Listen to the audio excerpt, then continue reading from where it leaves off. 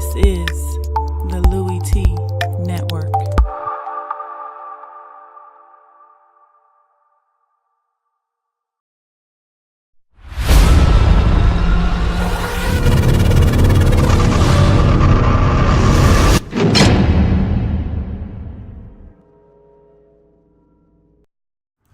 Who else could it be but me, your man, Louie T? Welcome to Lockdown Coverage. Week number 4 in the National Football League. The Lord has blessed us with another beautiful Sunday morning. Another Sunday of football in London. And another wasted goddamn morning that I could have gotten 2 more hours of sleep. Thanks for nothing. Feel bad for the fans over in London. Feel bad if you traveled to see your team perform over in London. At least if you're a Dolphins fan. And if you're just a fan of football in England, I felt bad for you the last 2 weeks because you've gotten a poor product. And this is not what you signed up for. This is not what I signed up for. This is not what you signed up for. Now, if you're a Saints fan, hey, look. A win's a win in the National Football League. Was not pretty by any stretch of the imagination, but look, 20-0 sounds good to me. I'll take a shutout anytime I can get it. And the Miami Dolphins right now look like a poor excuse for an NFL football team, especially on the offensive side of the football. This is the second week that under the 2-minute warning, and we'll be approaching that very shortly here, that they haven't scored any points in the game. This is the exact same score that the score was last week versus the hapless Jets in New York before they decided to score in the very final play of the game. Hopefully they get shut out this time because they deserve to be shut out in this football game. They deserve to be shut out last week. And you remember what I said last week when I broke that game down? You probably don't. Because if I were you, I probably wouldn't have watched that breakdown either. Why? It was the Jets. It was the Dolphins. Who cares, right? Right. But I'm here to tell you today that this is that Dolphins shit. I told you that last week. Every time I see the Dolphins perform like this, I just chalk it up to this is that Dolphins shit. When the Dolphins go and win some inexplicable game against a team they have no business beating, that's that Dolphins shit. When the Dolphins lose 5 games in a row and look like an inept football team, that's that Dolphins shit. When the Dolphins win 8 in a row and make a run to the playoffs, that's that Dolphins shit. When the Dolphins show up on primetime TV in London and don't score a single point, well, you guessed it, that's that Dolphins shit. I've come accustomed to this. I'm not a Dolphins fan. I don't give a damn. I just want to see competitive football. And for the last 2 weeks watching the Dolphins, I haven't seen competitive football. But what's new? It's that Dolphins shit. In any event, let's not sit here and make this about the Dolphins. They didn't score no points. Let's talk about a team that actually did score and will win this game, the New Orleans Saints. But before I even do that, how rude of me. Welcome to the program. I'm your man, Louie T. Thank you for joining me here on Lockdown Coverage. Week number 4 in the National Football League. Getting started with another thud like it did last week. But like I said last week, if this is going to be a trend where the road team, this time last week it was the home team, the road team on primetime is dishing out ass whoopings. My team's on the road this time, not at home. Sign me up. Okay, I'll take a piece of this action.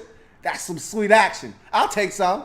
Hopefully, just like last week, it's a trend that will continue throughout the weekend. We'll see what happens. But I thank you for joining me on this program.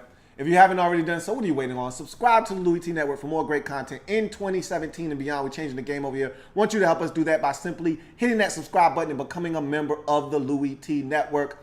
I've got a number of social media platforms that I am on. They're all in the description below, in the description. So just follow me on Twitter, follow me on Instagram, like the Facebook page, so forth and so forth. You know where to find me. And also, if you want to donate to the Louie T Network, that is how you do it, through PayPal. That is the link right there in front of you. The link is also in the description as well. So if you want to donate to the channel, doesn't matter how big or how small, I appreciate them all. The link is in the discussion down below as well. Let's get to this breakdown quickly. Saints, it's a rough first half for both teams, okay? Both teams literally took the football, went right down the field on their initial drives, and I guess it was a bad omen for the Dolphins that they moved it all the way down to like the 2-yard line, throw a terrible fade. They were putting it on Julius Thomas, not running a better route. Yeah, he could have been more physical, and he let a smaller corner and Ken Crawley body him up, but that was a pathetic throw by Jay Cutler. Never gave his receiver a chance. That ball had no air on it. Juice didn't even know the ball had been thrown. When he looked up, it was already being picked off. It was a terrible throw, and so that was, I guess, a sign of things to come for the Dolphins in this football game, as they never had another drive the remainder of the game after that. I don't even know if they ever crossed midfield after that in this game. The Saints, same thing. They moved it down the field. They didn't get as close as the Dolphins did, but they moved it down the field and had to settle for a Will Lutz field goal, and he missed. Wouldn't you know it? He missed. And that was the last drive of the first half for either team until the Saints got the football right at the end of the first half and was able to march it down in the field goal range. And that was a kind of an inauspicious end to the first half, because for some inexplicable reason, Drew Brees quarterback sneaks on a 3rd down with about 22 seconds left, and they get the first down, but like, you don't have time to do anything now. They end up spiking the football with 9 seconds. They get one more play, and they ended up kicking a field goal. But at least they got points before the half. It was 3-0 at halftime. And after that, the Saints came out in the second half, and they pretty much dominated this football game on both sides of the football, defensively and offensively. It was still a sloppy game on both parts. A lot of penalties in this game, really slowing up the pace of this game. There was no flow, no rhythm to this game for either team. And luckily enough, the Saints were able to make the fewer mistakes in the second half of this game. I want to talk about this Saints defense here in a second. Offensively, the Saints were able to move the football. Another strong game for Michael Thomas. You know how I feel about Michael Thomas, man. I love this kid out of Ohio State. I talked about him all last year and how good of a rookie receiver. He might be the best in that draft class when it's all said and done. You look at Josh Doxson's done nothing. You look at Treadwell, done nothing. Will Fuller can't stay healthy. Really hasn't done much for the Texans.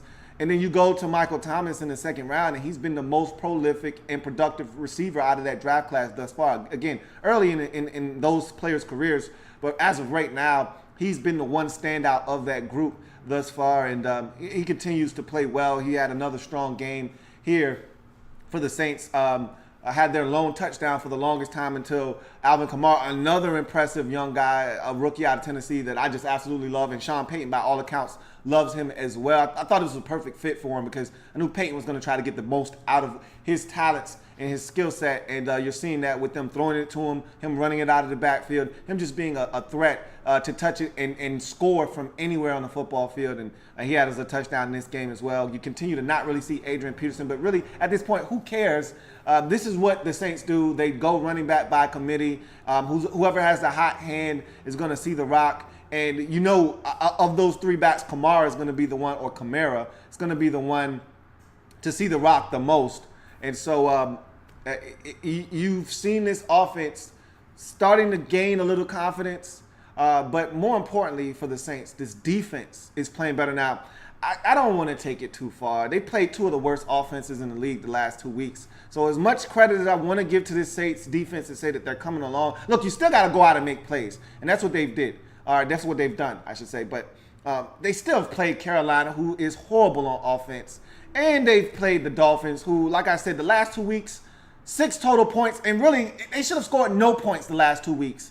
And we'll see if they finish up this game with a touchdown or a field goal or something just to avoid the shutout. At this point, you don't kick field goals. Either you score a touchdown or you get shut out. We'll see. I doubt it. They haven't done anything all day long. I doubt they finish this game with a touchdown like they did last week. But in any event, who cares? The Dolphins stink on offense. They're horrible. They're horrendous. If they can't run it with Jay Ajayi, I've said this before, they don't run it with Jay Ajayi, they don't stand a chance, because their offense goes as their running game goes. We saw that last year. You're seeing it now. And we'll talk about the Dolphins when we get there. This defense, though, for the Saints, they're coming along, and I think this secondary deserves some credit. Ken Crawley has come in these last 2 weeks, and P.J. Williams was disciplined for something he did. Devontae Parker, that's the one guy they got at receiver right now. I love Jarvis Landry, but Devontae Parker is the one guy they have at receiver right now for the Dolphins. But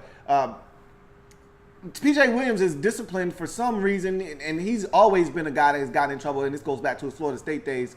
And so here's a situation where he doesn't start the game. They start Crawley instead.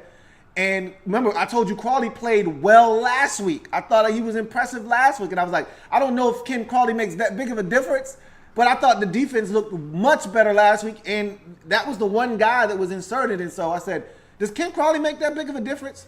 You watch him again this week, and I'm asking the same question. Does Ken Crawley make that big of a difference? Because I thought he had another outstanding game. Remember, he had the pick early on that really turned the tide of this football game. If the Dolphins go down and get a touchdown on that opening possession, it's a totally different game. But instead, Ken Crawley makes the play, and they never look back defensively, and you're starting to see the young guys. I love the rookie corner out of Ohio State. I thought he had another good football game. You're starting to see them be physical up front.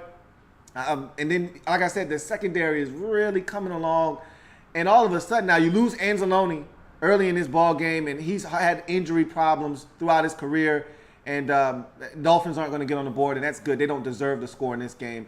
Anzalone had injury history is extensive at Florida, and he was holding his wrist.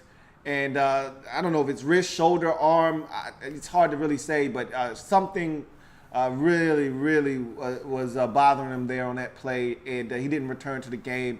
But besides that, defensively, there's nothing but good takeaways here for the Saints as they continue to gain confidence. And like I said, when you're a struggling defense, you need confidence. That's the one thing that is going to help you start to put together good plays, good possessions, good quarters, good halves, good games. And that's what you're seeing from this Saints team as these plays go by, as these possessions go by, as these quarters go by, as these halves go by, as these games start to go by. They're gaining confidence by the snap.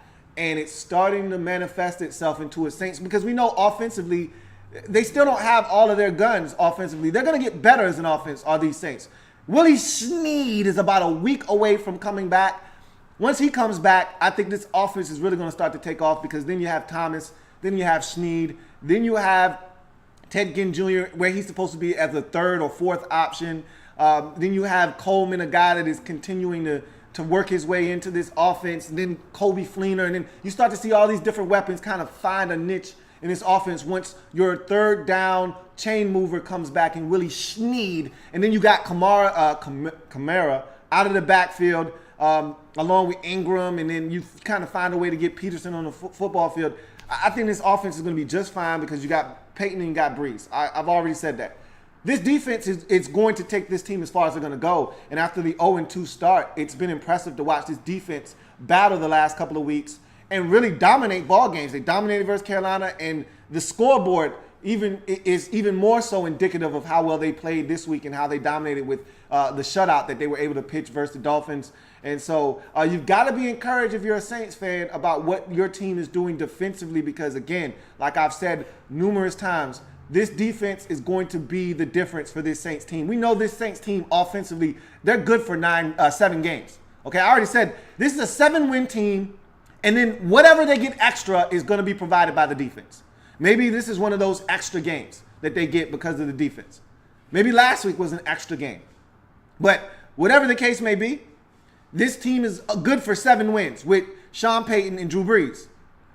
Anything extra will be provided by the defense, and if this team wins 9 games this year, you'll know the defense played well. That's going to be the ticket for this Saints football team. They played well again. Your end result, a 20-0 blanking of the Miami Dolphins. And again, after an 0-2 start, look at the Saints. They seem to do this, get off the slow starts, then run off a few and get back to 500. This time, they didn't allow themselves to dig as deep a hole, so now you don't have to win 4 straight just to get to 4-4 on the season. You don't have to win 4 out of 5 to get back to 500 on the season.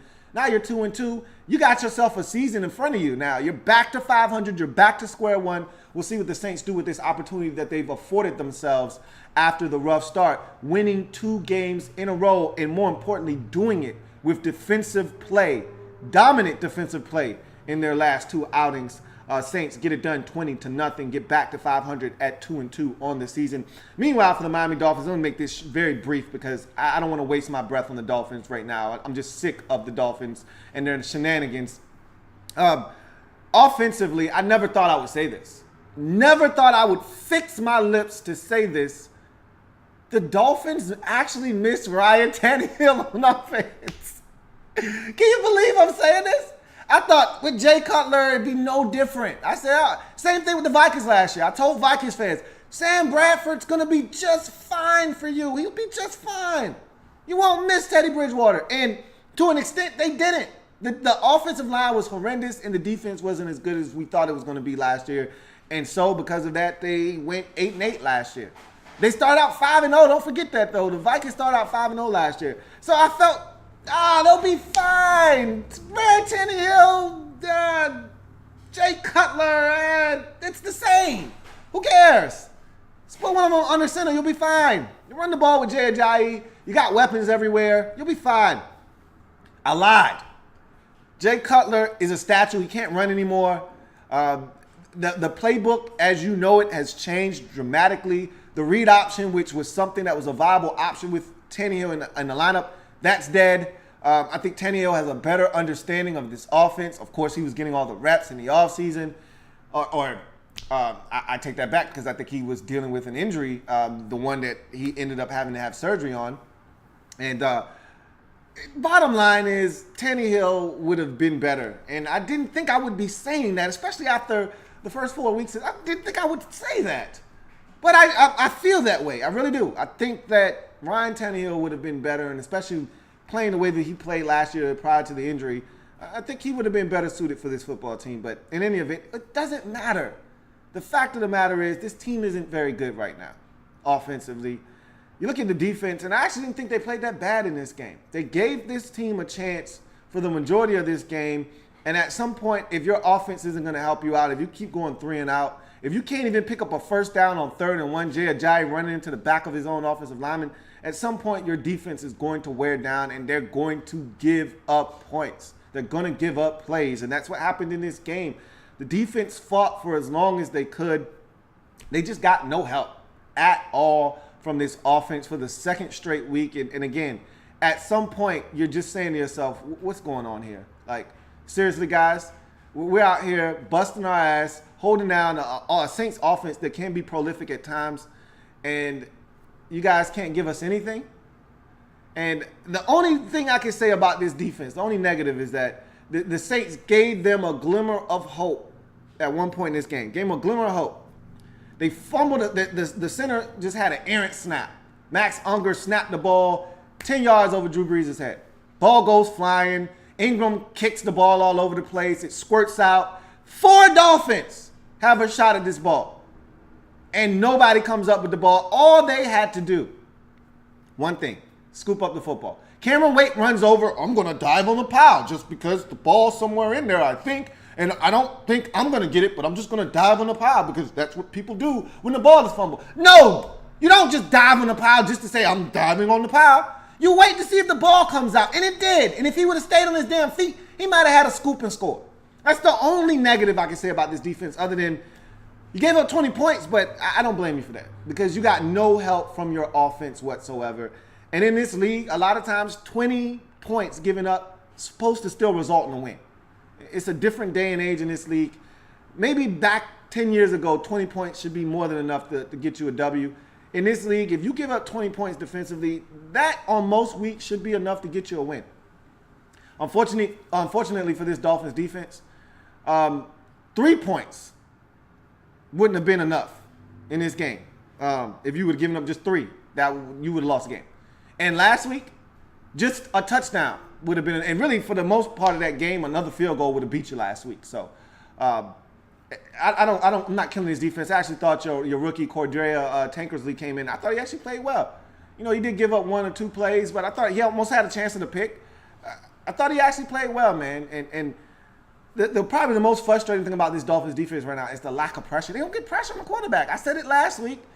They sat back and let Josh McCown eat their ass alive. And what do you think Drew Brees is going to do to you if you let him sit back in the pocket? And I think they might have hit him 2 or 3 times all game long. They didn't sack. I think they sacked him once. Late in this game, I'm talking like 5 or 6 minutes left in the fourth quarter, they got their first sack of the game. So that's been pretty disappointing. No pressure on the quarterback. Your end result, 20-0 loss. I'm not going to sit here and rant. I've already ranted about the Dolphins. I don't have much more to say. Saints get the win impressively over in London, 20-0. And let's get to any of your comments. We're running out of time, so we'll get to any comments that may be out there, and then we'll go ahead and get out of here. SoFlo Sports says a lot of bad things about his team, and rightfully so. So this team stinks, man. If you're a Dolphins fan, it's tough to watch. All right, this team is like Medusa right now, hard to watch. Andrew Kim says, I royally screwed up by choosing the Fins instead of my original pick of the Saints. I thought so too. That was my reasoning. I'm not gonna sit here and talk about my picks every time a game goes on, but I thought about picking the Saints in this game, but I said the Dolphins play here almost every year. They should be used to this. Therefore, they have an advantage, sort of like Jacksonville last week, and that plays into my mind making this selection. And I put too much thought. Really, I'm gonna be honest with you though. I actually thought this was a legitimate home game for the Dolphins. Dumb me didn't even look at the schedule and look at the fact that this game was at 9:30, which meant it was a London game. I just said, Dolphins are at home, and this is their first home game because of Irma. They didn't play week 1 at home, so this is their first home game. They should be able to get it done. No, dumb, they're in London. And then I thought, well, I can change it. Then I said, no, they play in London every year. They should be fine. Oh, okay. All right, cool. Pepe, the YouTuber, says, I trusted your Dolphins pick. Don't do that. Don't do that. Don't trust me. Trust yourself. Now, I will tell you, if you pick all of the same picks that I pick, most weeks you'll do well. But what's the fun in that? What's the fun in that, man? You got to go off your own brain. I can tell you about my family business. I can't really tell you about much else. And so, in any event, I'm not going to apologize to you for giving out a bogus pick, but the Dolphins stink. So I went with it because I thought they were home. And really, I got because I didn't pay attention. So I deserve that. Andrew Kim says, should have paid attention to the Saints beating the Panthers and the Fins losing to the Jets and used that as evidence that the Saints are a better team. I just thought the Dolphins were at home. Point blank, end of discussion. Thought they actually had a legitimate home game. I did not realize the game was in London. So I take full blame for that. SoFlo Sports says, on a serious note, though, this is an awful game. 3 and out was my only vocabulary this morning. It's hard to watch, honestly, but I saw it coming. As you say, Lou, that's that Dolphin shit. Like I said, that's what it is. And there's really no other way to explain it than that's that Dolphin shit. And I've come to grips with that. Like, I want to like the Dolphins. Because I think, I say this every year, they're immensely talented. You look at their roster, top to bottom, there's a lot of talented football players on this team. But it doesn't matter how much talent you have if you can't get the talent to produce on the football field. And that's that Dolphin shit. SoFlo Sports says the Dolphins juice is expired this season. It's been bad, man. It's bad. It's past bad, and you just got to go out and get some more. Pepe, the YouTuber, says, I ain't falling for the Dolphins trap anymore, nor should you.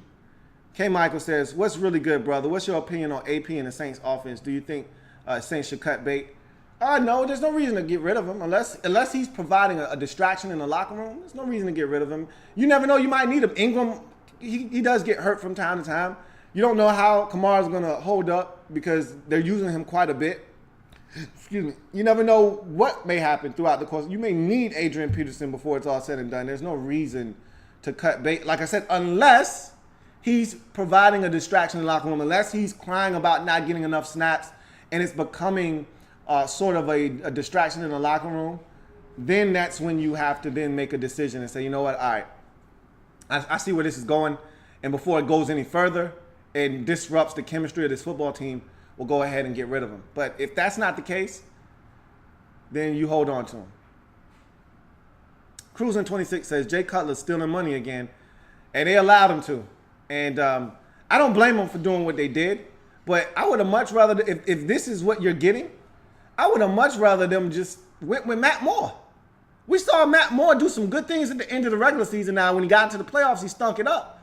But if Matt Moore, if this is what you're getting out of Cutler, just roll with Matt Moore. I don't get it. Cloud says, should have known better than to pick the Dolphins. It's easy to say that in hindsight. It's easy to say that. SoFlo Sports says, can you realistically tell me them problems with the Dolphins? I mean, is it really all on Smoking Jay? No, it's not. We've seen the Dolphins be inconsistent before. What I'm saying is this offense would look better with Ryan Tannehill. I can tell you that much. This offense would perform better with Ryan Tannehill. But this is Jay Cutler. We've seen Jay Cutler. We know Jay Cutler. We know what he's about. We know how he performs. So this shouldn't surprise anybody. Jay Cutler was about to be out of the league and commentating for a reason. All right? That didn't happen by chance. There are plenty of teams around the league that need a quarterback that could have picked up the phone and called Jay Cutler, but they didn't.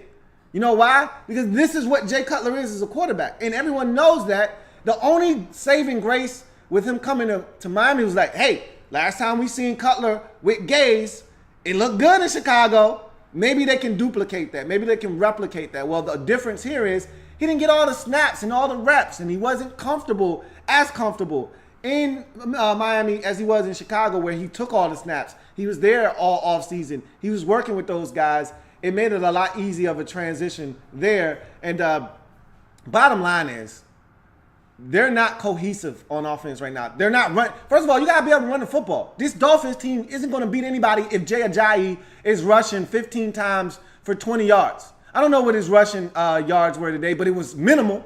He didn't have a big gainer in here at all. I think his biggest run was called back because of a penalty. So it was another morbidly bad game for Jay Ajayi. And the way that he performs is a direct correlation to the way the game is going to go for the Dolphins offensively. If he can't run the football, he went over 100 yards in week 1, you won the game. He had 16 yards on 11 carries last game. You barely scored and almost was shut out. I don't know what he had this game, but I'm assuming it's something along the lines of 15 for 25 yards or something like that.